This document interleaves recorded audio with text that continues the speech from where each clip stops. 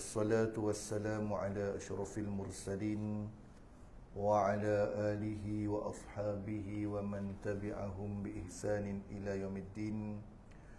سبحانك لا علم لنا إلا ما علمتنا إنك أنت العليم الحكيم ولا حول ولا قوة إلا بالله العلي العظيم. اللهم إنا نسألك علما نافعا ورزقا طيبا وعملا متقبلا اللهم آمين. أما بعد. Alhamdulillah, alhamdulillah, bahagia sahabat saya Encik Zul yang saya muliakan, barisan JK Surau Nur, tuan guru, ustaz-ustazah, tuan-tuan, puan-puan, ibu-ibu, bapa-bapa yang dirahmati Allah Ta'ala sekalian. Alhamdulillah, alhamdulillah, insyaAllah bermula bulan ni kuliah saya walaupun sekali sebulan tuan-tuan, seperti mana yang dipersetujui dengan JK yang baru Surau An-Nur kan, ada takbiran baru. Kita sebenarnya saya dah lama nak cakap ni, tapi bila diusulkan satu kitab, alhamdulillah sesuai, maka kita buat berkitab. Sebenarnya senang juga untuk semua. Satu, tuan-tuan boleh tengok balik dekat rumah. Nombor dua, saya dah habis tajuk dah. Setiap kali kuliah di An-Nur kena cari tajuk baru kan, tajuk seperti ceramah umum kan. Jadi sekarang senang. Jadi menariklah kitab Imam Az-Zahabi ini berkaitan dosa-dosa besar. Dihimpunkan 76 jenis-jenis dosa besar beserta huraiannya, dan juga saya sebagai yang berkongsi akan cari juga maklumat-maklumat lain, ilmu-ilmu lain berkaitan tajuk-tajuk kita. Kitab ni ada 76 dosa-dosa besar. Jadi malam ni seperti mana saya berhubung dengan Cik Zul, kita ulang balik, kita masuk dan tajuk yang pertama, bab yang pertama ya. Mukadimah tuan-tuan boleh tengoklah. Ada beberapa sejarah-sejarah tu. Dosa besar pertama ni, kenapa dia tak pertama? Inilah dosa paling besar dalam kalangan yang paling besar sekali. Apa dia? Dosa besar pertama, syirik kepada Allah Ta'ala, yang terbahagi kepada beberapa bahagian. Ini diletakkan pertama oleh Imam Az-Zahabi. Inilah dosa besar yang paling terbesar. Dosa besar paling besar dalam kalangan dosa-dosa besar, syirik kepada Allah Ta'ala. Dan zaman 2023 ni tuan-tuan, orang balik kembali kepada zaman dulu, zaman jahiliah, sebelum diutuskan baginda sallallahu alaihi wasallam, yang mana manusia masa tu banyak sesat dah. Sebab zaman Nabi Isa alaihi salam sampai zaman Nabi kita sallallahu alaihi wasallam jaraknya tak kurang 500 tahun. Ada sebut hampir 600 tahun. 500 tahun lebih. Ya, ada yang dah sembah cara ni, cara tu. Ada yang sembah arca, patung ataupun kubur alim ulama zaman mereka, zaman Nabi Isa alaihi salam. Jadi kita, Nabi Muhammad sallallahu alaihi wasallam, kalau tuan-tuan tengok ketika Fatahu Makkah, ketika pembukaan semula kota Mekah, apa Nabi Muhammad buat? Dengan menghancurkan berhala-berhala yang mengotori sekeliling Kaabah. Orang dulu tuan-tuan, sebelum Nabi kita sallallahu alaihi wasallam diutuskan, atau sebelum Mekah dibuka semula, mereka beribadah, mereka bertawaf keliling Kaabah, tapi perkataan mereka penuh kesyirikan. Penuh dengan kesyirikan.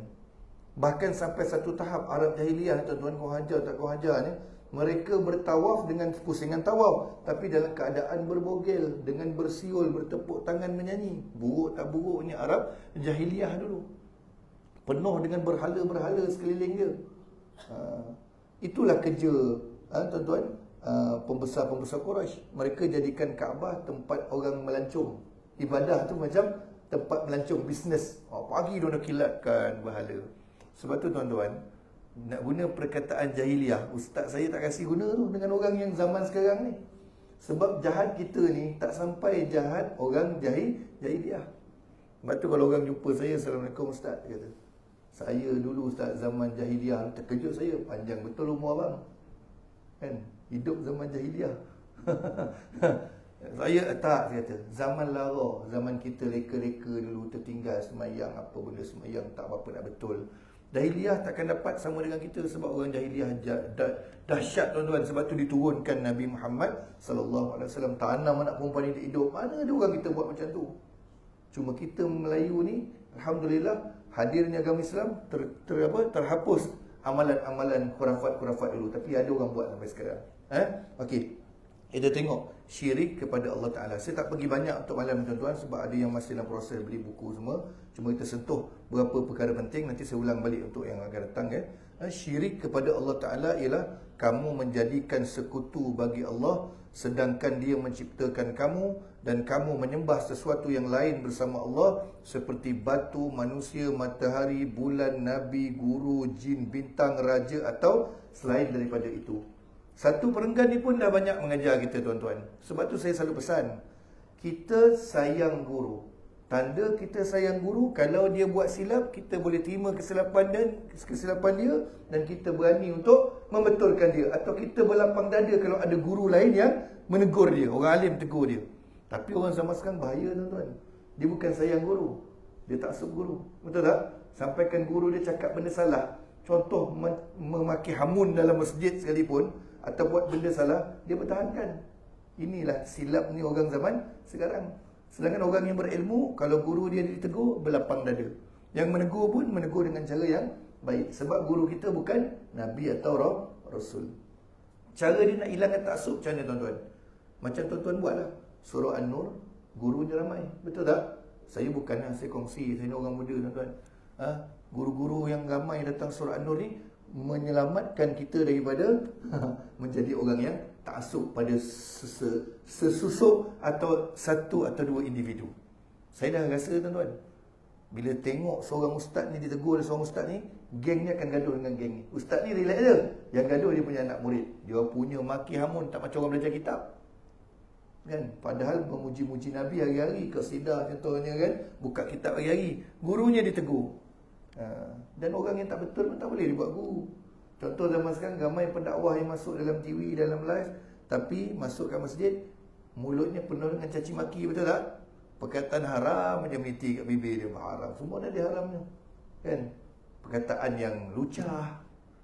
Lucah ni bukan sepatutnya daripada mulut orang yang mukmin, orang yang benar-benar beriman.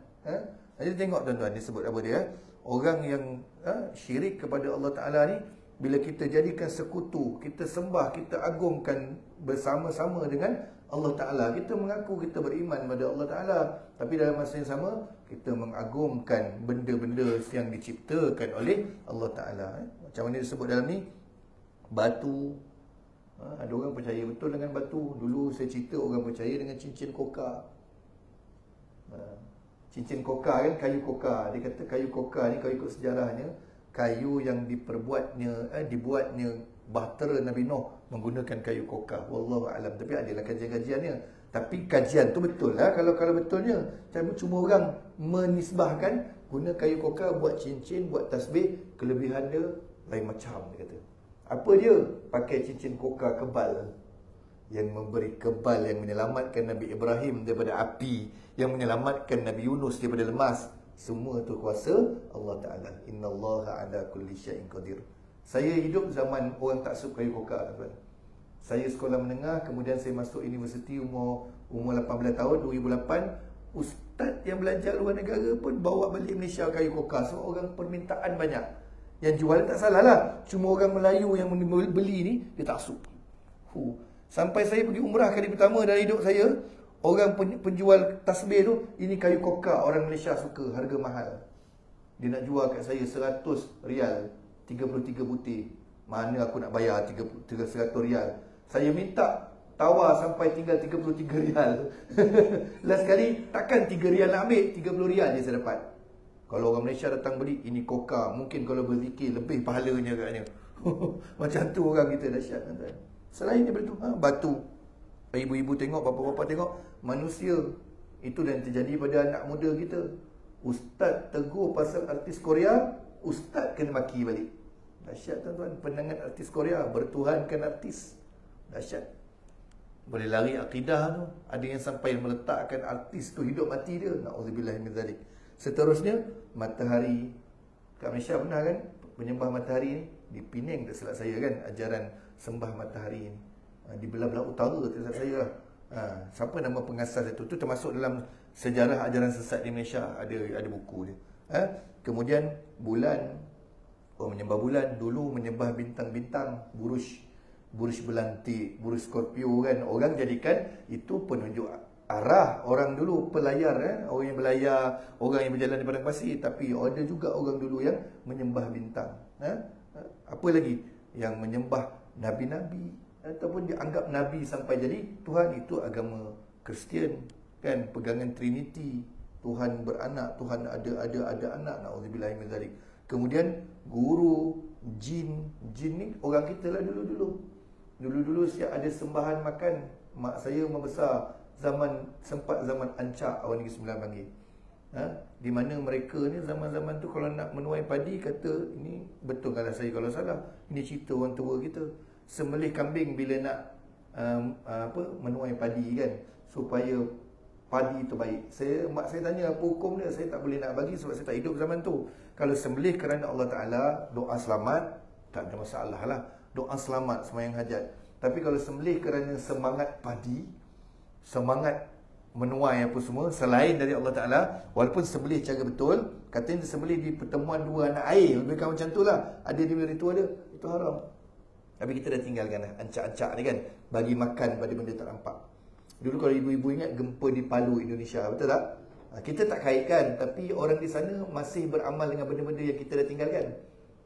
Mereka walaupun Muslim, makcik-makcik pakai tudung, pakai telekung, mereka ada perayaan-perayaan tu, menghanyutkan pisang kepala kerbau ke laut, supaya tak ada musibah macam tsunami ataupun ribut taufan ombak besar tak menimpa mereka. Mereka masih beramal dengan benda tu. Allah Ta'ala insafkan mereka, tegur sikit, walaupun tak kata itulah sebab dia, dengan gempa di Palu kan. Teruk gempa di Palu, tsunami kan, sekali dengan tsunami. Kita dulu-dulu ada. Dulu-dulu siap pinjam pinggan mangkuk dekat gua kalau kampung saya. Saya pernah tegur orang kampung saya, tuan-tuan, bab syirik ni. Mereka pergi berburu, dia panggil menyuluh, orang Negeri Sembilan panggil, pergi menyuluh. Mereka minta dekat gua. Kalau nak 3 ekor, minta 3 ekor kat gua. Nanti kalau masuk hutan dapat 3 ekor, tak boleh ambil lebih, kena balik. Saya kata kalau Tuhan bagi 10 ekor, ambillah 10 ekor tu. Tak boleh ke Ustaz? Tak boleh lah. Minta rezeki pada Allah Ta'ala, betul tak? Cuma respect penduduk yang kita tak nampak tu. Baca ayatul kursi, bagi salam, masuk, bagi tahu kita nak lalu ni, takut ada benda tak nampak. Tapi tang rezeki Allah Ta'ala, cuma jangan bazir, jangan tamak, jangan buat benda yang tak baik. Kalau dah 10 ekor kancil, 10 ekor lah kita ambil. Tak nak bagi saya lagi 7 tu. Banyak tuan-tuan. Kita alam Melayu ni banyaklah benda tu nak diingatkan. Raja Malikul Mulk, raja segala raja adalah Allah Ta'ala. Maka raja pun ada buat silap, kan? Bahkan orang yang bertanggungjawab ke atas orang yang dipertanggungjawabkan, orang yang paling banyak ditanya di alam kuburnya nanti.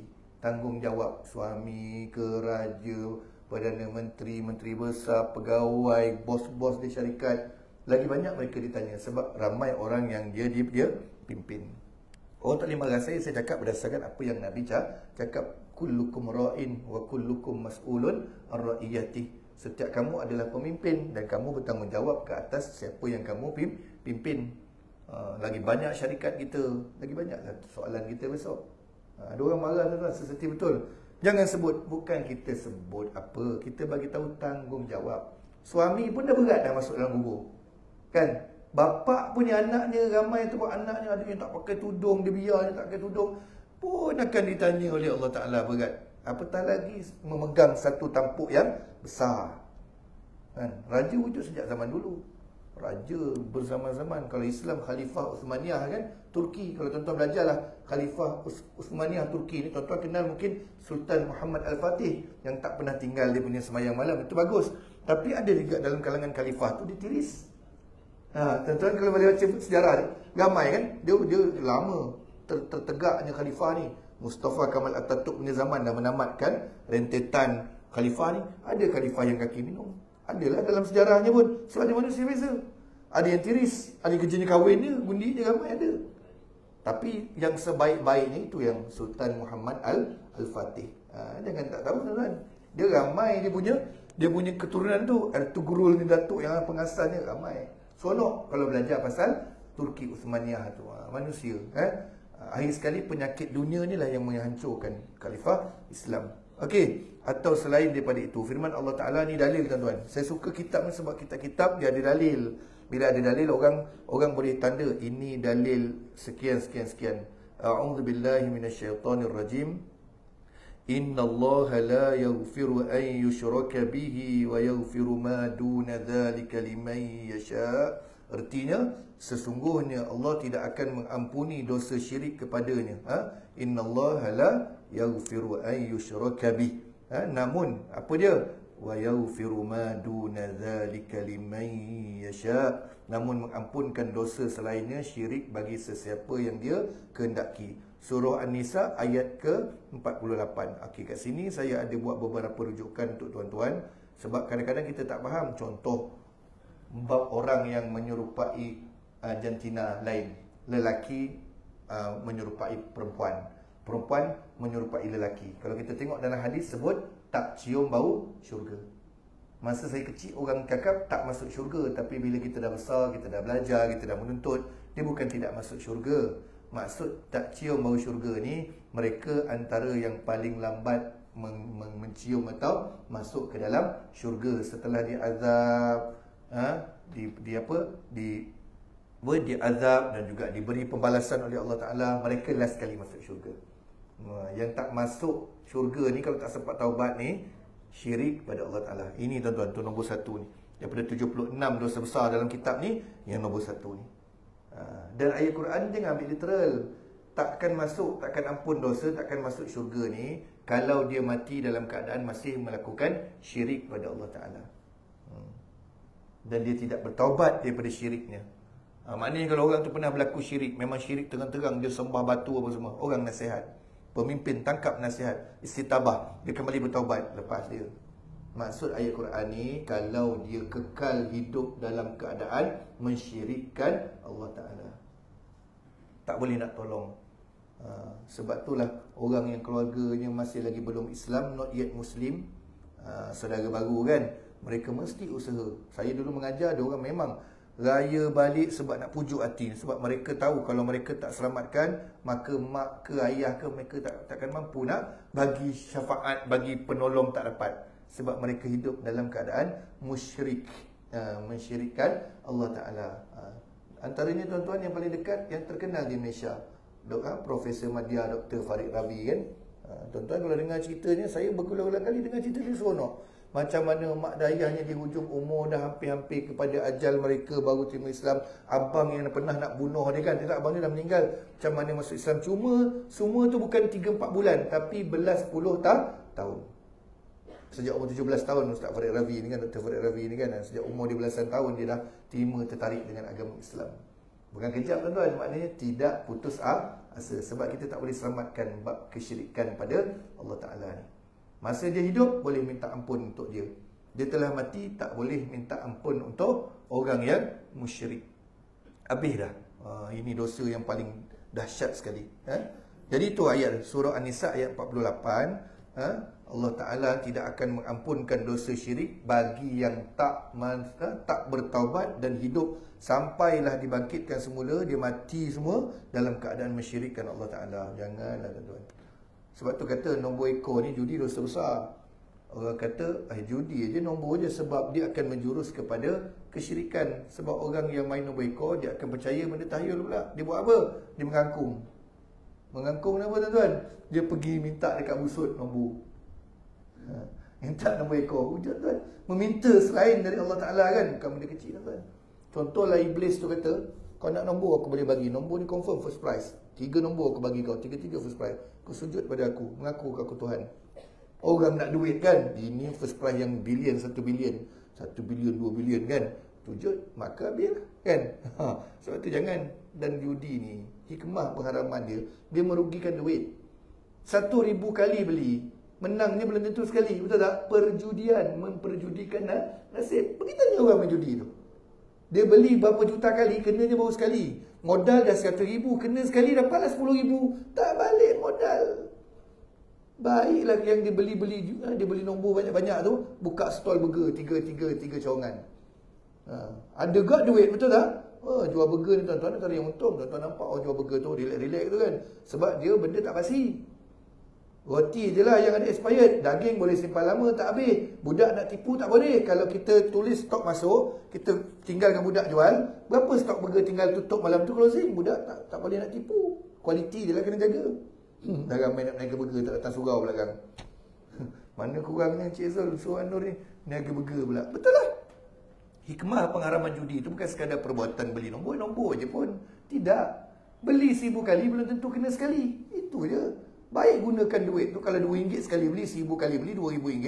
Baik mulakan perniagaan. Jual nasi lemak depan rumah. Tak payah sewa tapak. Beli meja plastik, kursi plastik dekat Lotus. Kita pandai masak nasi. Bakat kita orang perempuan. Jual nasi lemak. Untung bersih RM20 sehari, RM30 sehari. Siapa nak bagi? Saja-saja depan rumah. Nak menanti pukul 10-11 pagi kan. Daripada beli nombor ekor. Tak bagi tahu. Hikmahnya. Kemudian firmannya lagi. Allah Ta'ala berfirman lagi. A'udzu billahi minasyaitonir rajim. Innahu man yusyrik billah faqad harramallahu alaihi aljannata wa ma'wahu an-nar. Artinya bahawasanya sesiapa yang mensyirikkan Allah dengan sesuatu yang lain, dia mati dalam keadaan masih mensyirikkan Allah Ta'ala. Itu maksudnya. Maka sesungguhnya Allah mengharamkan syurga baginya dan tempat kembalinya dan selama-lamanya di dalam neraka. Na'udzubillahi min dzalik. Suratul Maidah ayat 72. Ada orang tak faham tuan-tuan? Saya takut sebab apa saya jelaskan tadi. Takut kita ada kawan, dia memang buat benda mensyirikkan Allah Ta'ala. Dia dah berubah, betul tak? Kita yang tak faham dalil-dalil Al-Quran, apa hukum-hukum dalam Al-Quran ni, kita jumpa dia, kau tak payahlah pergi surau. Engkau dah pernah buat syirik dah. Tuhan tak ampunkan kau. Kau tak tengok ayat tu. Syurga pun dah haram bagi kau. Bila tak faham, maka dia lah hero, tapi dia sesat. Sedangkan maksudnya kata Ibnu Katsir, kalau dia mati dalam keadaan sedang atau masih lagi kekal mensyirikkan Allah Ta'ala, dia buat benda tu sampai dia mati. Itu yang takut tuan-tuan. Dosa ni dosa besar, bukan dosa yang biasa-biasa. Jadi dia syirik ni terbagi kepada dua lah. Kalau nak pembahagian ni kan, dia syirik besar, syirik akbar. Lagi satu syirik kecil, syirik asghar. Syirik akbar ni yang jelas lah, kalau orang panggil yang jelas, yang jali, yang sembah pokok, apa semua. Syirik kecil asghar ni lebih pada, kalau kita sebut lain, syirik yang tersembunyi. Antaranya masalah hati, penyakit hati. Bila kita beribadah dalam masjid, dalam surau, tapi pusat tumpuan kita tu nak tunjuk dekat orang. Itu termasuk dalam syirik asghar tuan-tuan. Syirik khafi, syirik tersembunyi. Sebab itulah ustaz saya cerita, dia pernah ditanya oleh seorang perempuan. Dia ni isteri orang. Dia tanya, isteri seorang lelaki jemaah juga. Dia tanya, ustaz, suami saya ni saya pelik, dia kata. Dekat rumah tak sembahyang sunat, qabliyah, ba'diyah tak buat. Dan kita diingatkan diri kita juga lah. Tapi datang masjid surau kau main menunjuk ustaz, dia kata. Sembahyang qabliyah ba'diyah. Ustaz saya kata apa? Tak, bukan macam tu puan, dia kata. Itu bergantung pada niat. Betapalah orang-orang alim, orang berilmu ni, dia punya positive thinking dia, betapa akhlak dia. Apa kata ustaz saya? Bukan puan, dia kata. Ada orang dekat rumah dia malas sebab environment, suasana yang tak menggalakkan dia solat sunat. Oh, ini dia ni garang bini dia, terus hukum suami dia. Ini riak ustaz ni, penyakit hati ni. Jangan macam tu ibu-ibu kalau ada kan. Kerana suami kita yang tu. Yalah kat rumah, bininya goreng cekodok, bininya buat kopi o, tak ingat nak sembahyang sunat dia. Kan? Bini pula baru beli minyak wangi baru, beli gelang mai baru duduk depan. Tak sempat sembahyang sunat pada Aisyah. Kan? Tapi bila dekat masjid, kawan-kawan sekeliling sembahyang, itu ustaz saya. Dia kata ini tak termasuk dah. Dia kata ikut niat. Kadang-kadang orang dekat masjid surau dia rajin sembahyang. Yang ni bagus. Kalau dia buat kerana keliling ni tengok kawan-kawan sembahyang, dia naik motivasi dia. Dia nak sembahyang sunat sebab semangat kawan-kawan. Betul. Ada orang tua ni puasa sunat pun pakat geng-geng jemaah masjid surau. Kita sama-sama puasa, sama-sama raya. Puasa 6. Ada macam tu tuan-tuan. Umrah sama-sama. Dia tak termasuk dalam tu. Yang nombor 2 ni tak betul. Dia buat sebab apa? Kawan-kawan semayang pula. Aku ni pencen jusasi, takkan sunat tak semayang pula, dia kata kan. Jawatan besar, tapi semayang sunat malas. Kena semayang ni, malu kat orang. Yang tu tak boleh, dia kata.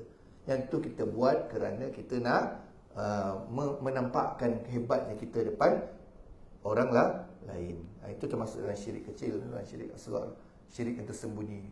Sebab itulah kita ni banyak belajar tasawuf berkaitan masalah hati, antaranya ujub, kan, riak, takabur, ujub, bangga diri, fakhrun, berbangga dengan diri sendiri, rasa diri hebat. Yang tu penyakit kena jaga. Sebab tu kadang-kadang orang alim ni, dia alim dah, kita tolak dia jadi imam pun dia tak nak. Dia takut rasa benda-benda macam tu. Sebab tu saya ingat kisah ulama tafsir dia pernah jadi menteri agama. Antara ulama Azhar yang pernah jadi menteri agama. Tapi menteri agama, tidak saya. Menteri wakaf dia. Syekh Mutawalli Sya'rawi. Ulama besar, pakar tafsir. Saya suka tuan, suara besar. Dalam YouTube ada banyak. Dia pernah tegur Husni Mubarak. Arwah almarhum, mati dah kan Husni Mubarak kan. Dia pernah pegang tangan Husni Mubarak, tegur kat depan orang ramai rakyatnya. Dia ni namanya Syekh Mutawalli Sya'rawi. Dia ni pernah jadi menteri agama. Bila jadi menteri agama tu semua maki dia. Ulama' su tu orang kita ni cepat betul menjatuh hukum kat orang. Sedangkan dia nak menetralkan keadaan kan, nak menjaga Mesir ni bukan negara yang kecil, terbagi umur dunia. Negara yang wujud sejak zaman lama lagi, zaman silam lagi. Syekh Mutawalli Sya'rawi, saya pernah dengar satu kuliah ustaz lain, kisah Syekh Mutawalli Sya'rawi ni, ulama tafsir negara Mesir ni, hebat orangnya. Dia ni kalau lepas kuliah, kata drivernya, dia akan minta turunkan dekat mana-mana masjid yang dalam perjalanan nak balik rumah. Kemudian kau pergilah minum teh, minum kopi, nanti jemput aku balik lepas sejam ke lepas setengah jam. Dia buat apa? Dia punya driver ingin tahulah.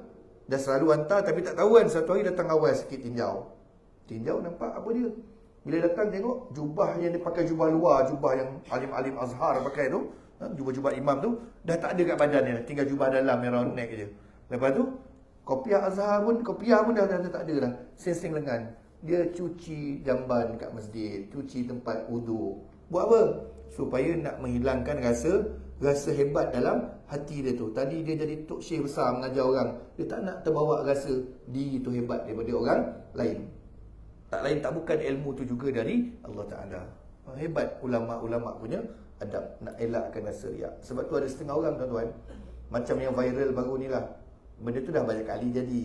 Duit RM1 orang lipat-lipat, duit RM50 letak dekat dalam. Sebab itulah nak menjaga kualiti dan penerimaan ibadah di sisi Allah Ta'ala. Sebab riak tu bukan datang dirancang.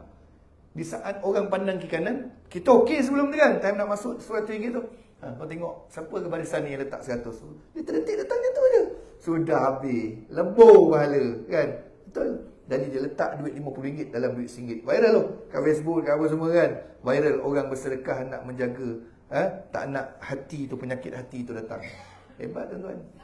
Jangan tersilap sudahlah. Jangan buat malu minta refund kat surau orang masjid lah. Cik Zul, boleh minta tolong sikit apa dia? Saya tadi nak masuk RM5, termasuk RM50. Boleh refund tak RM45? Nak kena cek CCTV pula, betul tak dia masuk RM50? Sebab tu saya ni kadang-kadang, kita ni lah tak banyak bagi. Kadang-kadang saya bagi dekat tabung yang dekat tiang aje lah. Time lalu tu kan, orang takut mengganggu hati orang pula. Ni saya belajar pula. Bab hati ni, takut mengganggu hati orang pula. Hati orang apa? Ustaz dah ceramah kemarin, bagi RM2 aja. Dah orang lain, sebab kita orang lain punya hati pula. Jadi saya elakkan. Aku berapa ringgit aku bagi? Antara aku dengan Allah Ta'ala. Dan bagi dekat tabung yang tak berjalan. Tabung yang dekat tiang. Masuk. Orang tak dapat masuk, kena RM2 aja. Itu pun dijaga tuan-tuan. Orang alim ni, guru-guru saya, seninya sampai macam tu saya belajar dengan ada guru tasawuf saya, akhlaknya, ajar sampai macam tu sekali. Kalau kau rasa kau punya perbuatan tu boleh mendatangkan masalah pada orang lain, jangan buat. Kadang dia tengok, apalah piu ni, RM2 dia bagi. Dah orang pula jadi sebab kita ni kan, jadi tak payah. Biarlah lalu. Tapi kan risau juga kalau tak masuk pula. Dia cerita ayat surah Al-Baqarah bab infak, dia tak bagi. Masalah pula. Masuk je lah. Kan? Dia tuan-tuan. Sebab tu ada setengah tempat juga, setengah ulama' membahaskan tak boleh lalu waktu khutbah Jumaat ni tabung yang mengganggu tuan-tuan. Mengganggu orang tengok berapa masuk. Kemudian ada setengah masjid saya puji, dia edarkan tabung bergerak selepas bagi salam solat Jumaat. Kadang serabut juga tuan-tuan. Kadang saat langgar lutut kita, pam, cik ni kau ni elok lah tolak sikit langgar lutut aku. Sakit. Kayunya tu keras. Pam, langgar. Tak dimarah orang tua, tak boleh pula. Yang tu pun dibahaskan. Sebab agama Islam ni agama yang penuh dengan kesopanan, adab-adab yang tinggi. Okey, muka surat 2. Saya tak bagi banyak-banyak tuan-tuan sebab tak ada buku lagi. Nanti satu malam 2-3 tajuk nanti tak sedap, kita tak dapat tengok, tak dapat pegang. Saya suka bila ada buku ni, senang ada panduan. Allah Subhanahu wa taala berfirman, inna syirka la zulmun azim. Artinya sesungguhnya perbuatan syirik itu ialah satu kezaliman yang besar. Surah Luqman ayat yang ke-13 ya. Banyak lagi sebenarnya ayat Al-Quran yang menyebut tentang dosa syirik ini. Terlalu banyak ayat Quran ada lagi selain daripada yang ditulis ni tentang menyebut tentang dosa-dosa mensyirikkan Allah Subhanahu wa taala. Jadi itulah saya pesan tadi tu kan. Maknanya orang yang sempat bertaubat, maka taubatnya insya-Allah diterima oleh Allah taala kerana innallah Allah taala Maha menerima taubat. Innahu kana ghaffara. Allah taala ni sesungguhnya dia Maha menerima taubat. Mesti taubat. Tapi kalau mati dalam keadaan masih mensyirikkan Allah taala, tak dapat nak tolong. Sebab itulah dalam hadis, kalau ibu kita tak banyak sedekah masa hidup, orang pernah tanya Rasulullah, boleh tak aku bersedekah kerana ibu aku dulu dia tak banyak sedekah masa hidup? Boleh, kata Nabi. Tapi bab mensyirikkan Allah Ta'ala ni tak terbuat dari kita. Kita nak selamatkan orang yang mensyirikkan Allah Ta'ala. Tak ada cara lain melainkan selamatkan dia ketika di dunia. Banyaklah ada orang yang mensyirikkan Allah Ta'ala sebab keturunan punya saka lah, amalan keturunan lah. Amalan keturunan tuan-tuan, adat ke apa ke, kalau dah sampai tahap mengenepikan apa yang Allah Ta'ala tetapkan, kita kena ketepikan amalan tu. Walaupun kita dah buat 7 keturunan sekalipun. Itu saya nak pesan. Walaupun amalan kita 7 keturunan keluarga kita buat, tapi kalau dia against, bertentangan dengan apa yang difirmankan oleh Allah Ta'ala, apa yang Nabi sabdakan, kita kena tinggalkan. Tapi adat yang bersendikan syarak, selagi tak ada dalil yang melarang dia, silakan buat. Kerana setiap negara, setiap kaum, setiap suku lain dia punya adat. Ada orang ingat kita ni bangsa yang nak memancung buang adat. Tidak. Kita ni nak memberitahu kalau benda tu syirik. Kan syirik kan? Dulu orang dulu ada tuan-tuan. Dia semayang 5 waktu, tapi dia simpan barang lama. Betul tak? Senjata lama kan? Hulu tombak lah, mata tombak lah, keris lah. Kena perasap, kena baca mentera kan, kena perjanjian, itu syirik. Takkanlah saya nak kata boleh. Saya pun keturunan orang adat juga tuan-tuan. Cuma mak saya orang luar, jadi orang dah tak boleh jadi datuk bandar lah. Datuk tak boleh jadi datuk lah. Saya suku 3 nenek. Nenek saya adalah ibu sokornya. Perutnya tu boleh melahirkan orang yang boleh jadi datuk. Ayah saya kahwin dengan orang yang bukan orang adat. Mak saya orang luar, orang yang datang dari luar. Saya dah habis. Bukan kita ni tak tahu suku kita. Kerana orang ni, kau cakap banyak ustaz, suku kamu tak tahu. Jangan main-main. Kan silsilah yang tanya dari 3 suku kan. Dia tahu 3 nenek. Atuk saya suku Jelebu, suku Undang. Tak ada masalah, kita tahu. Cuma pesan-pesanan, kalaulah ada melibatkan benda yang dilarang oleh agama, maka kita kena tinggalkan. Bukan tinggalkan adat, tinggalkan apa yang terkandung di dalamnya. Kalau tak selari dengan agama Islam.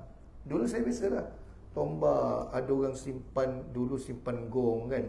Pernah arwah atuk saya tuan-tuan, jiran dekat kampung saya kan, ibu-ibu. Saya hidup lagi makcik tu. Dia dah umur 50 kat 60 lah makcik tu. Saya panggil makcik lah. Masa dia anak dara, dia rajin lari dari rumah kencang kena rasuk. Lari yang tak sedar diri, masuk dalam hutan. 3 hari orang kampung cari, baru jumpa. Tengah-tengah makan tengah hari, menjerit dengan rumah dah. Kena rasuk. Kena rasuk apa semua. Arwah atuk saya ni bukanlah apa. Arwah atuk saya ni orang mengajar mengaji, orang belajar kitab. Dia belajar dengan mantan mufti kita, Almarhum Syekh Murtada. Bapaknya Syekh Ahmad teman guru atuk saya. Dia adalah belajar, orang belajar. Atuk saya kata, satu je, cuba. Dia kata, tengok, boleh tak? Cuba bagi orang atau buang gong. Dia ada gong, simpan gong kat rumah. Dia bila kena rasuk, gong tu dia bagi. Hantuk bala kat gong, ketuk gong tu. Tak sedar ni. Atuk saya kata tu satu je. Kalau sanggup buang, selesailah masalah. Tapi kalau sayang dengan benda tu, sentimental value apa semua, susahlah. Atuk saya cakap tu lah. Datang jumpa atuk saya, minta penyelesaian. Alung, boleh tolong tak kena rasuk? Atuk saya kata, atuk saya tak pandai nak ubat orang. Atuk saya kalau orang minta tolong, dia buat sembahyang hajat, dia baca doa sikit, itulah. Amalan orang dulu-dulu, tok guru dulu-dulu. Kemudian buang gong. Dia buang. Dia lupuskan gong tu. Sejak gong tu buang, makcik tu sihat sampai sekarang. Tak kena rasuk, tak pernah lagi dalam hutan lagi. Kadang benda-benda lama, dia ada perjanjian tuan-tuan. Dia ada pengikat dia, betul tak? Duit shilling lama pun dia juga. Saya pernah juga bertanya orang tua-tua ni. Sebab tu kalau pergi rumah lama-lama, tinggal atuk nenek kita punya rumah bentuk Minang lama tu, jangan bawa balik sebarang. Budak-budak zaman sekarang ni bergaya, dia sebarang je dia. Pergi masuk rumah atuk nenek moyang dia, Duit shilling lama rare dia ambil bawa balik, tak tidur malam nanti. Bukan kita taksub dengan benda tu. Benda tu ada, kita beriman dengan jin yang wujud ni. Shilling saya tengok. Orang nasihatkan, bila benda zaman viral ni, pergi rumah tok nenek moyang beraya, OOTD tangkap gambar, selfie tangkap gambar, rumah yang dah tak boleh duduk kan, tapi masih ada binaan, raya Kuala Pilah, raya Gembar pergi, duit shilling dia ambil lah, ambil keris lama lah, ambil congkak lama lah, malam tak boleh tidur. Bukan kita takut dengan benda tu ada. Kena kacau. Jadi kalau benda yang bertentangan dengan agama kita, kita kena tinggalkan. Kalau tanya hukumnya, wajib, sebab dia boleh jatuh mensyirikkan Allah Ta'ala. Dan juga masalah kemudian lagi macam saya cakap gong. Ini dengan mata saya ni. Makcik tu hidup sampai sekarang, tak pernah kena sejak tu rasukan ni. Kalau tak pegak gong tu dia pergi. Macam rimau pergi tu. Dia nak gong tu, nak main gong. Kena rasuk tapi nak main gong. Bukan saya kata semua gong ada hantu, tiba-tiba ada gong kat rumah ibu-ibu belakang, dah malam-malam dia tutup dengan kain, dia tak nak pandang lalu. Pergi koncing lelaki toman tu, agak. Jangan buat malu tuan-tuan, malu kau lah. Koncing berteman. Ayo kalau rumah kamu tanya, koncing pun nak berteman. Kita kubur besar seseorang ni masing-masing. Sebab apa? Rumah ada gong. Gong ada juga orang buat yang baru punya kan, tapi dia ada pengikat dia. Kalau dulu tuan-tuan ada yang jalan tapi kan, nak terima pangkat. Jadi tuan-tuan kita yang tahu ni, kita kena menyampaikan. Saya berani bercakap sebab orang tanya, kau suku apa nak cakap? Aku tahu aku suku apa. Cuma aku ni orang-orang adat juga. Cuma apa yang betul kita bawa, apa yang tak betul kita buang atau percantikkan. Itu je caranya. Kan ada saya tengok dengan mata kepala, hilang 3 hari kecoh cari, dia balik. Ada benda yang bawa dia lari, dia kata. Ada perempuan bawa dia lari. Jumpa dekat rumpun buluh. Dekat pokok apa, rumbia. Yang mana dah cari 3-4 kali tuan-tuan. Itu bukan kejadian yang biasa lah. Dia mistik lah maknanya. Kan, janganlah. Lagi satu, jumpa baru orang cici dengan main ambil je. Pergi tepi laut, jumpa cincin batu, ambil. Jumpa cincin tinggal dekat tanda sayur, ambil. Tak pasal-pasal jadi tuan sekarang. Suka ambil hak orang. Satu, tak boleh lah ambil hak orang. Cincin tu hak orang kan. Haram lah hak orang. Nombor 2, takut dia tinggalkan tu, dia tinggalkan barang dia. Tinggal cincin kat bilik air. Cantik cincin. Ini batu dia 5 ni, sarung. Malam tak tidur kau. Ada orang tu. Kadang saya takut tuan-tuan. Kita bagi salam semayang dekat masjid kan. Bagi salam, tengok pakcik tu penuh 5 jari cincin ni. Ini bomoh bukan biasa-biasa ni. Penuh cincin batu besar. Itu saya masa nak nikah. Kata orang rumah, pilih cincin yang batu kecil. Saya tak nak besar-besar. Kenapa? Tak nak saya jadi tok bomoh. Tuan-tuan pakai-pakai lah. Saya gurau aja. Cakap. Terkejut saya pernah bagi salam sebelah. Wow, penuh 5 jari tuan-tuan. Biru, merah, hijau, kuning. Ini dah macam degawan tu. Cerita susuk dulu tu. Kaza berlakon. La ilaha illallah. Sikit lagi ya, insyaAllah. Jadi itulah. Banyak lagi ayat Quran yang menyebut tentang dosa syirik ini. Justeru, sesiapa yang mensyirikkan Allah lalu mati sebagai seorang musyrik. Sempat pengarang kitab juga membahaskan mati sebagai seorang musyrik, maka dia pasti tergolong sebagai ahli neraka. Kita tak boleh hukum, tapi kalaulah mempunyai badan tu mati, tak sempat taubat, mati dan kena syirik, tempatnya tak lain tak bukan neraka. Allah Ta'ala kekal selama-lamanya dalamnya. Sebab dia orang yang telah mensyirik ke Allah Ta'ala, berpaling dari agamanya. Seperti mana sesiapa yang beriman dengan Allah dan mati sebagai mukmin, maka dia tergolong sebagai ahli syurga sekalipun diazab terlebih dahulu. Nabi SAW bersabda, Ala unabbi'ukum bi akbaril kabair. Thalathan qalu, bala ya Rasulullah. قال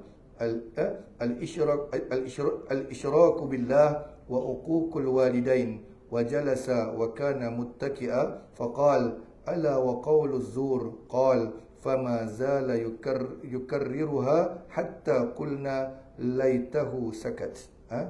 Artinya, mahukah aku kabarkan, kata Rasulullah SAW dalam sabdanya, mahukah aku kabarkan tentang dosa yang paling besar di antara dosa-dosa besar? Antara dosa-dosa besar, apa yang paling besar? Baginda mengucapkannya sebanyak 3 kali. Pernyataan ni Nabi sebut 3 kali, nak bagi tahu kalau Nabi sebut berulang-ulang, ni sampai 3 kali nak bagi tahu itu penekanan bahawasanya hadis itu ada hukum yang penting terkandung dalamnya. 3 kali Nabi ulang, ala unabbi'ukum bi akbaril kabair. Apa dia? Salasan kata Nabi 3. Para sahabat menjawab, bahkan kabarkanlah, kabarkanlah, bahkan kabarkanlah wahai Rasulullah. Baginda bersabda, pertama menyengutukan Allah dan derhaka kepada kedua ibu dan bapa. Saya sebutlah sikit. Pertama menyengutukan Allah tu tuan-tuan tahulah. Manusia pun tak suka diduakan, Tuhan lagi murka lah. Hamba-Nya yang menyembah selain daripadanya. Itu je lah. Saya pernah tuan-tuan masa masuk program PO tu, orang tanya soalan tu. Tanya soalan penonton. Apakah hukum orang yang baling kelapa ke atas udara ni, nak gomoh kelapa tu kan, nak jangan hujan turun kan, apa semua. Saya tak ingat dalil sebab kita tengah berdebat. Dalil tak ingat ni, dalam Quran ni dalil tu hilang, lost. Yang tanya tu budak perempuan, macam mana nak jawab? Senang jawapan macam ni lah. Jawapan dia, sedangkan manusia pun tak suka diduakan, betul tak? Apatah lagi Allah Ta'ala, pasti dia murka bila kita ada nak menyembah Tuhan yang lain selainnya, kata. Nasib baik jawapan dia boleh terima. Siapa masa tu agaknya dia punya juri jemputan dia, nasib baik aku. Mana seminit tuan-tuan nak fikir dalil. Orang kecam dekat ruang komen, sedap lah. Apa punya peserta view, ayat Quran tak ada keluar, cuba engkau. Seminit tu, seminit maksimum. Sebenarnya 30 saat nak fikir tu kan. Soalan dari penonton, kalau bagi 5 minit, aku syarah. Ini bagi seminit nak dapat ayat Quran, kitab nak petik kata-kata ulama', tak sempat. Habis ada saya dapat jawab. Yang dalil tu main kat kepala kita. Tak teringat innallaha tak terkeluar tuan-tuan. Soalan tu tak bagi tahu kita tuan-tuan, ibu-ibu. Soalan tu sama ada artis dia buat rakaman, dikeluarkan kat skrin tanya, atau penonton kat depan tu. Kena tanya budak perempuan nak kuis, tanya senyum-senyum. Tak ada jawab kita. Tanya kalau balik kelapa, kita pun tak ada jawab. Terkejut. Tiba-tiba soalan di penonton, budak perempuan bodoh tanya, terkejut. Tak ada jawab kita seminit. Sedap je orang kecam kita, suruh dia masuk baru tahu. Saya bukan kata apa, memang saya tak tahu, tak ingat. Bahkan kami punya produser aja, kalau tak tahu jangan goreng, nanti lagi teruk kena petikai. Lagi teruk kalau ni, lagi tu berdosa kalau mana-mandai ni dalam agama ni. Jawab apa? Wallahu a'lam. Sadaqallahul azim. Settle. Selesai. Wallahu a'lam, settle. Tak semua benda kita tahu.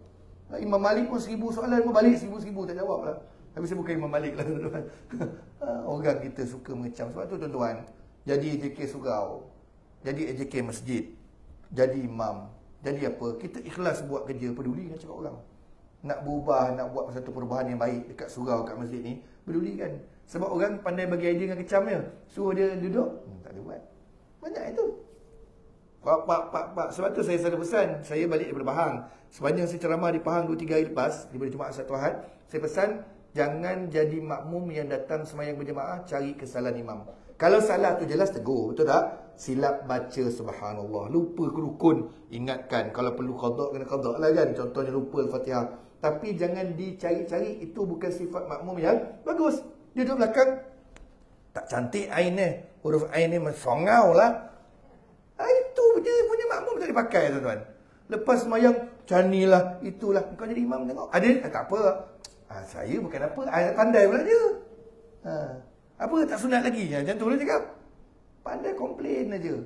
Kalau orang yang betul akhlaknya baik, dia akan tegur orang, dia tarik tangan orang tu, bercakap one by one. Orang yang buruk sifatnya, akhlaknya, dia akan tegur orang depan orang ramai. Saya pernah tuan-tuan, tengah kuliah mana orang pergi tanya soalan yang provokatif. Provokasi. Dia nak provoke saya kan. Saya tak layan pun. Saya counter balik, gila balik orang dia. Bukan susah nak counter tuan-tuan. Ada ke sampai satu tahap saya cerita pasal pelaburan. Pelaburan ni diizinkan oleh Islam selagi mematuhi syarat-syaratnya. Antaranya pelaburan tak boleh menjanjikan jumlah yang tetap berapa pulangan. Kalau dia janji, automatik haram. Nombor 2, pelaburan kena tempat melaburnya jelas. Tempat tak boleh arak, judi kan. Tiba-tiba aja kita cakap, ustaz kata diizinkan Islam, tapi saya melabur dekat bank Islam ke mana, dia kata. Rugi dia ustaz. Sudah dia marah aku pula. Aku cerita pelaburan diizinkan dalam Islam. Kalau ikut darah panas nak marah. Saya counter balik. Bini dia duduk dah malu dengan perangai suami dia. Ini dia. Jangan memalukan isteri kita atau keluarga kita tuan-tuan dengan soalan-soalan pelik-pelik macam-macam. Banyak soalan dia pelik-pelik. Pasal umur Nabi Nuh alaihissalam, dia kata itu inilah. Saya membawakan pendapat Ibnu Abbas contohnya kan. Saya bukan cakap kosong, ada rujukan. Sebelum habis tuan-tuan, berkaitan uququl walidain. Wa uququl walidain ni derhaka pada ibu bapa. Derhaka pada ibu bapa ni dosa besar tuan-tuan. Dia punya balasan dalam hadis sebut, balasannya disegerakan di dunia, tak tunggu tangguh dekat akhirat. Dan dalam hadis yang lain, orang yang derhaka pada ibu dan bapanya, dunia dah balas, akhirat juga akan balas. Melainkan dia minta ampun, selesai kat dunia, tak kena. Maknanya dibalas di dua-dua tempat. Dunia kena, akhirat kena. Orang yang minum arak dekat dunia dah kena sebat, contohnya, akhirat tak kena. Orang yang minum arak tak kena tangkap dekat dunia, akhirat kena, dunia selamat. Betul tak? Terlepas. Orang yang menderhaka pada ibu dan bapa, dia tak berubah, dia tak minta ampun pada Allah Ta'ala, tak minta maaf pada ibu dan bapanya, tak kembali taat, dunia kena. Dapat anak-anak derhaka contohnya, salah satu balasan, na'udzubillah min zalik. Yang kedua, akhirat dia kena, azab akhirat pula. Dua, kena di dunia, kena akhirat. Orang yang berderhaka pada ibu dan bapa. Banyaklah tuan-tuan derhaka pada ibu dan bapa. Itu saya cerita dekat Pahang tu. Saya pergi rumah orang tua-tua di satu tempat lah, di Selangor saya pergi. Rumah orang tua-tua ni bayarnya mahal. 2,500, 2,000 hingga 2,500 satu kepala. Kebanyakannya orang kaya-kaya lah. Anaknya kaya-kaya hantar mak dayah. Ada yang bayar sendiri, yang tak ada anak. Kan, yang tak ada anak ataupun tak nak menyusahkan anak, dia pencen besar, dia bayar duduk rumah orang tua-tua. Tapi ada satu pakcik ni, dia pencen cikgu ke atau pegawai PPD, lebih kurang lah pendidikan. Pencen besar lah. Cakap pun campur-campur, speaking, kadang-kadang cakap Malay, kadang-kadang speaking. Seronok lah buat dengan dia. Saya kata, mana anak pakcik? Anak, ada anak tak? Ada anak. Anak semua berjaya. Kerja itu, kerja ini. Semua berjaya. Graduated semua, dia kata. Graduate. Tapi kenapa pakcik ada kat sini? Ini soalan biasa lah. Saja kita nak korek busybody orang Melayu. Biasalah busybody. Tanya orang.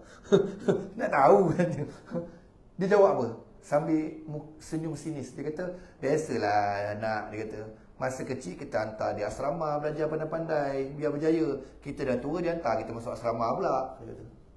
Memang gelak tapi pedih ibu-ibu. Betul tak?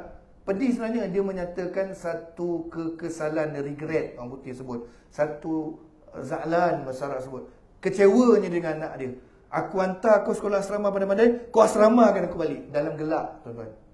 Gelak yang bermakna mukanya tak ada harapan. Maknanya macam aku redha lah. Anak dah hantar aku sini, dia dudukkan aku kat asrama, dia kata. Time raya dia jemput, ada kedua kenara, ada keluarga jemput, dia kata macam asrama. Sedih tuan-tuan. Bukan pencen kecil. Sebab dia bini dah meninggal. Duduk rumah seorang, dia kena minor stroke. Tak boleh nak urus diri sangat kan. That's why. Hebat tu, kadang-kadang adik-adik kita belajar tak pandai tapi boleh jaga mak bapak kita sampai mati ni. Itu lagi handal daripada kita kadang-kadang. Dia boleh spend masa kan. Ada yang sanggup berhenti kerja. Saya ada seorang arwah mak saudara saya berhenti kerja pejabat peguam kat Semban, jaga nenek saya. Tapi dengan takdir Allah Ta'ala, dia meninggal tanpa apa-apa sakit. Dia yang pendek umur lah kan, umur dia tak panjang. Dia meninggal dulu sebelum nenek saya. Nenek saya hidup sampai sekarang umur 90 lebih. Nenek saya punya sedih sampai sekarang. Sebab apa? Dia sangka yang tua yang akan pergi dulu. Dia kata, yang jaga aku mati dulu, dia kata. Dan kemudian anak-anak lain tak dapat sebab masih kerja kan. Dia kata, yang sanggup berhenti kerja tu Tuhan ambil dulu. Dan dia paling bongsu, dia meninggal tanpa sebab ada penyakit apa. Sakit perut semalaman. Tak boleh buang angin, tak boleh buang air, meninggal. Dia berhenti kerja, dia jaga nenek saya. Dia meninggal dulu. Takdir Allah Ta'ala. Nenek saya agak down lah. Sebab dia orang yang anak berhenti tu jaga dia, anak tu yang meninggal dulu. Macam tu. Macam tu. Kita hantar dia asramakan kita balik. Derhaka tuan-tuan. Ya? Dan banyak derhaka ni maknanya tak menyenang hati mak ayah pun jadi derhaka juga. Tak jaga dia punya hak. Antaranya saya balik daripada kampung, orang rumah. Kita balik kampung penat-penat, kedai banyak tutup. Kita sarapan pagi, mana lagi tuan-tuan? McDonald lah sarapan pagi. Itu je buka. Sedap ke? Tak sedap ibu-ibu. Sarapan McDonald. Saya tengok ada nasi lemak McDonald, telur mata, order lah makan. Tengah-tengah makan nampaklah. Memang ada kedai Melayu buka kat 2-3 kedai. Warung-warung kan. Datang masuklah makcik dalam umur 70 lebih, nenek. Dah bongkok dah. Mukanya memang muka yang tak langsung selera nak masuk. Tapi kenapa? Anak perempuan dan cucu-cucu perempuan usung bawa masuk. Kita ni kalau nak belanja mak kita makan, kita tanya apa yang dia nak makan. Betul tak? Kita ikut selera dia, tak apa sesekali. Walaupun pagi tu kita nak makan benda lain. Bukan dia ikut kita apa nak makan. Makcik ni masuk dalam muka tak lagat. Tanya rumah saya, dia ada sekali. Lepas tu, bila order tu tak tahulah. Dia tinggal kat meja. Muka memang ketak habis. Muka tak semangat. Dan sekali dia order apa? Bubur ayam McD makan. Saya pun tak selera sarapan pagi. Kita kalau nak belanja mak ayam makan, anak yang betul-betul berfikir. Kita fikir apa yang mak ayam kita suka makan. Bukan selalu sesekali kita nak belanja makan kan. Jangan dia nak ikut tekak kita. Itu anak yang tak apa-apa berbakti lah tu. Kita kaji. Kadang orang tua ni biasa. Tak apa mak ikut dia. Kita tahu apa dia suka makan.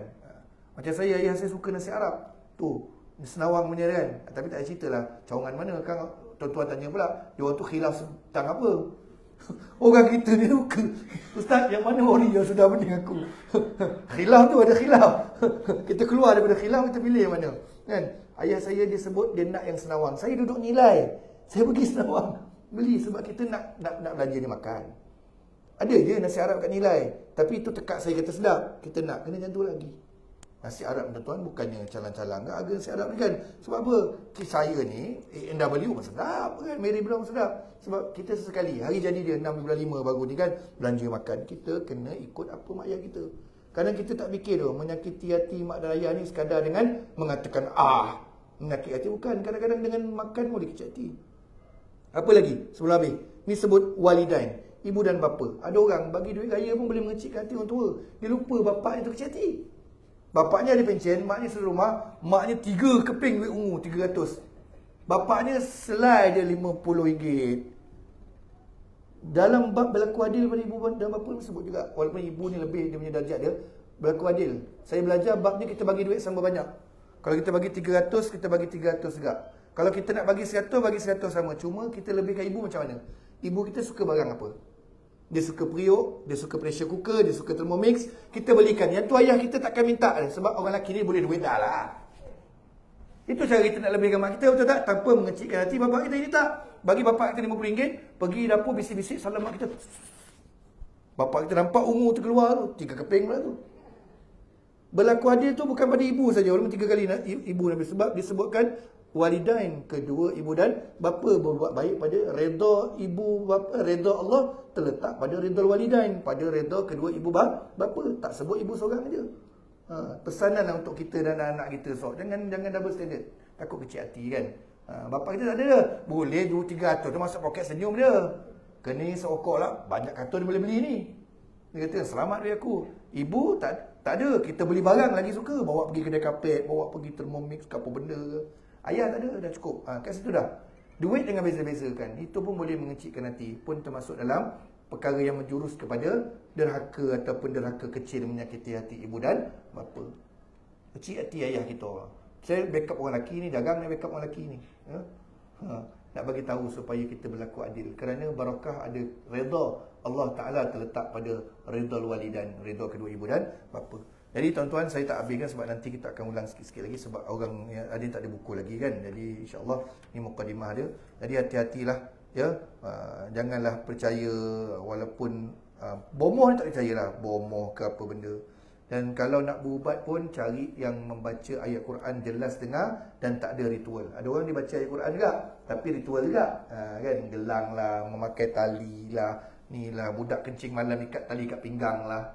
Apa bodoh Kencing malam bagi jumpa doktor. Ada terapi dia sekarang lah. Ni kencing malam jumpa. Kawan saya belajar dekat Indonesia. Dia punya jiran rumah, cucu makcik tu penuh gelang tali kat tangan. Penuh. Tanya kenapa? Tak tahu apa tuan-tuan. Itu gelang pandai sekolah. Ini gelang jangan menangis malam. Ini gelang ni. Dahsyat diorang. Dia punya tangkal dia penuh kat tangan. Kita jangan jadi macam tu. Kawan saya perubatan Islam ni, nampak je budak ada masalah, buka dulu, angkat kalau budak kecil, angkat baju. Ada tali kat pinggang, itulah puncanya. Gangguan kan? Dia letaknya benda halal kat situ. Syaitan-syaitan, iblis-iblis itu jayalah. Orang dulu dia ikat kan, kencing malam ada ikat tangkal kat pinggang. Ada tu gelang kaki kan, kuat menangis dia tu. Kuat melalak, ikat kat senyar. Haram ya kita pakai ni, tangkal-tangkal ni. Baca amalan yang paling baik ibunya. Ibunya doa tak dihijab kan. Doa tiap malam. Sebelum tidur baca ayat Alam Nashrah. Baca kat ubun tiup supaya jadi anak yang baik. Jangan menangis lagi. Kadang-kadang bukan menangis apa. Dah besok bagi handphone tak dapat, menangis lah dia. Bukan gangguan jin. Kita yang didik dia. Nak telefon dia tak dapat, menangis lah. Itulah sikit-sikit ibu-ibu, bapa-bapa yang dirahmati Allah Ta'ala sekalian. Kita akan sambung untuk bulan depan. Memang lambatlah kita sekali sebulan jumpa. Tapi kita akan satu hari insya-Allah akan tamat juga. Kita bukan kejar nak habis, tapi kita nak menyelusuri setiap baik-baik kata dalam kitab Imam Az-Zahabi ini, rahimahullah taala anhu. Jadi segala yang baik datang dari Allah Taala, yang buruk itu dari Allah Taala juga disebabkan kelemahan saya. Aqulu qouli hadza wa astaghfirullahal azim li wa lakum wa billahi taufiq wal hidayah. Assalamualaikum warahmatullahi wabarakatuh. Wallahu taala